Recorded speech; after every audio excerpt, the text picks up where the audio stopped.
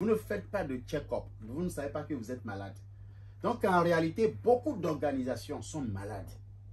Beaucoup d'entreprises qui ferment, c'est-à-dire quand l'entreprise fait 10 ans et puis elle ferme, cette fermeture n'est pas automatique, c'est pas du jour au lendemain. Elle trimbalait déjà ces maladies il y a longtemps.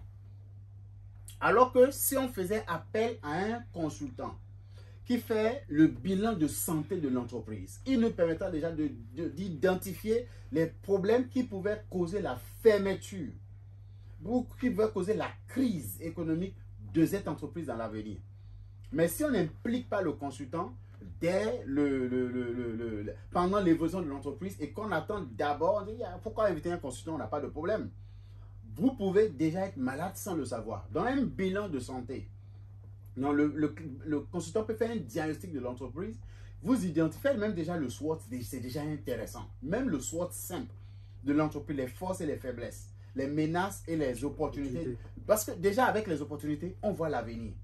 Avec les menaces, on voit ce qui peut nous tuer. On voit ce qui peut empêcher l'entreprise de grandir ou d'évoluer. Avec les forces, on sait ce qu'on a en termes de force à l'interne. En termes de faiblesse, on sait ce qu'on a déjà en termes de faiblesse à l'interne. Et n'oubliez pas aussi que les facteurs, par exemple, les facteurs qui causent la stagnation ou la fermeture d'une organisation, mais d'une entreprise souvent, les facteurs sont souvent 20% externes et 80% internes.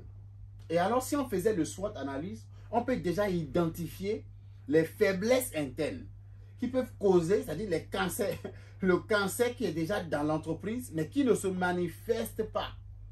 Et quelqu'un qui est à l'intérieur peut ne pas savoir. Il faut quelqu'un de l'extérieur pour dire, hey, vous faites ceci mal, bientôt vous aurez tel problème. Donc c'est important, monsieur Gérard, comme vous venez de le dire, de faire impliquer un consultant à tout moment, pas seulement lorsqu'on a un problème. Parce que c'est, comme je l'ai dit tout à l'heure, c'est culturel. Parce qu'en Afrique, lorsque je suis vraiment malade, je dis, ah là, je ne peux pas me lever. Maintenant, il faut que j'aille à l'hôpital. Et quand je vais à l'hôpital, le docteur dit, hé, monsieur, vous êtes malade il y a 5 ans. Et là, vous êtes en phase temps ou phase terminale. C'est fini, on ne peut plus rien faire. Et c'est ce qui arrive à beaucoup d'entreprises.